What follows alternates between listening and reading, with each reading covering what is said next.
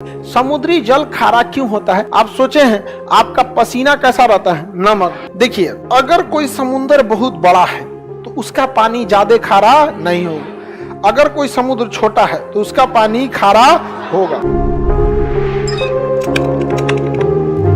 महासागर का जितना भी जल होता है खारा होता है, हम उसे पी नहीं सकते। अगर पिएंगे तो फिर हमारे शरीर में बीमारी आने लगेगी, डिहाइड्रेशन होने लगेगा। वो पानी जल्दी देर तक रहता नहीं है शरीर में, वो खारा पानी होता है। दूसरा, उसमें ज्यादा देर तक रहेंगे तो चमड़वा छोड़ा देता है आपला का। बहुत ज्यादा उसका पानी क्या होता है? खारा होता है। ठीक है, अब समझिए ध्यान से, समुद्री जल खारा क्यों होता है? क्योंकि नदियां नमक को ले जाके समुद्र में गिरा देती हैं। हमारे अगल बगल के वातावरण में नमक बहुत ज्यादा है। आप सोचे हैं आपका पसीना कैसा रहता है? नमक। अभी पसीना जाता कहाँ है? जब तक नहाते नहीं है तब तक कहीं नहीं जाता है। आपके शरीर का पसीना वापस नहीं जा सकता है। कपड़ा सोख लेता है, नहीं तो आप लोग वो चकट के मैल बन जाता है यहाँ पे। और वो सारा का सारा पसीना जब आप नहाते हैं, हाँ जी, जगमोहन बेचारा जगमोहन को कह रहा है कि जगमोहन का पसीना महकता है। जगमोहन प्रिय विद्यार्थी है मेरा, समझ में आ गया कि नहीं आ गया? जगमोहन एकदम प्रिय विद्यार्थी है। अब ध्यान से समझिए, हमारा पसीना कैसा? नमकीन। गाय भैंस सब चीज का पसीना हम नहा लेते हैं, सारा नमकीन निकल गया, वो पानी नाली में गया, नाली से बड़े नाले में, नहर होते हुए नदी में। 140 करोड़ आदमी नहाया, किसी ना किसी नदी में गया, वो बंगाल की खाड़ी में गया या अरब सागर में गया, फिर बना नमक।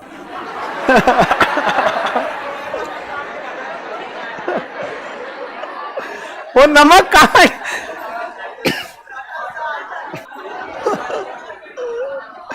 आगे सेंधा नमक खाने लायक है। देखिए, ऐसा नहीं है केवल वही नमक होता है। समुद्र में बहुत टाइप के नमक होते हैं, उसमें साधारण नमक होता है, लेकिन समुद्र में नमक बनने का मुख्य कारण नदियां हैं।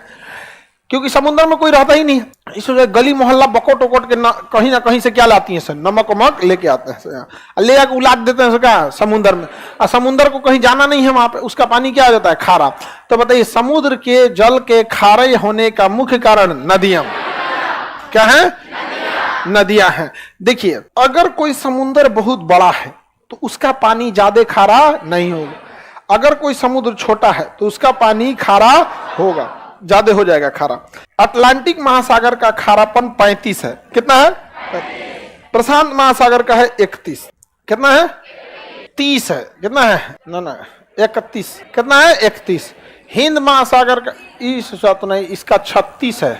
हिंद महासागर का 35। हिंद महासागर का 35।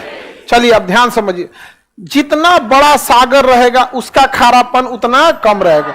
इसका परसेंटेज ऐसा साइन होता है, 2 को लगा दिया जाता है खारेपन का। तो बताइए, प्रशांत महासागर का खारापन 31, अटलांटिक का 36, हिंद महासागर का 35। हिंद महासागर का सबसे खारा महासागर प्रशांत महासागर, सॉरी अटलांटिक महासागर। सबसे ज्यादा खारा अटलांटिक में, जिसका रीजन समझिए अब आप खुद से। इधर से भी नदियां इधर गिर रही हैं, इधर की भी नदियां इधर गिर रही हैं, इस साइड की नदी इधर, इस साइड की नदी इधर, चारों ओर से उलाट दिया इसी में ले आके। इसका पानी क्या हो गया? खारा। हिंद महासागर का खारापन 35। देखिए, ये सारा नदी जितना इधर से आ रहा है ना, सब इसको क्या बना देगा? खारा बना देता है। प्रशांत महासागर इतना बड़ा है कि कितनों खारा कीजिएगा वो पंचुचुरे लगता है, क्योंकि सबसे बड़ा महासागर है। तो महासागरों में सबसे कम लवणता प्रशांत, सबसे ज्यादा लवणता हाँ, और हिंद महासागर का 35। तो हिंद महासागर की लवणता को ही हम महासागरों की औसत लवणता मान लेते हैं। तो महासागरों की औसत लवणता 35।